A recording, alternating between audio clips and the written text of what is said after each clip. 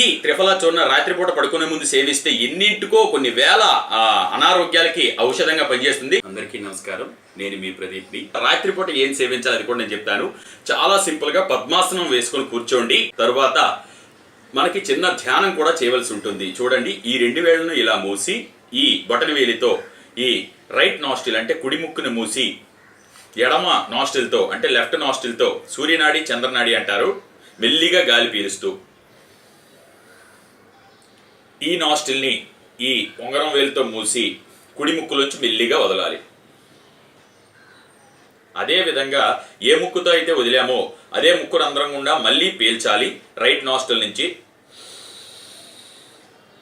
అదే విధంగా ఈ బొటన వేలుతో మూసి ఉంగరం వేలును విడిచిపెట్టి అదే విధంగా లెఫ్ట్ నాస్టిల్ నుంచి మళ్ళీ విడిచిపెట్టాలి. ఈ విధంగా ఎంత గట్టిగా మీరు ఊపిరి పీల్చగలిగితే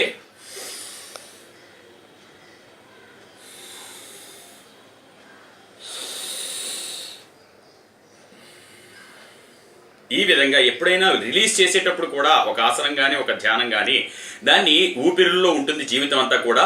ఈ లెఫ్ట్ నుంచి తీసుకొని మళ్ళీ లెఫ్ట్ నుంచే వదిలి కంప్లీట్ చేయాలన్నమాట. దృష్టిని ఇక్కడ కేంద్రీకరించాలి. కేంద్రీకరించడం ద్వారా మీకు ఆలోచన, మనసుని నియంత్రించడం చాలా కష్టం.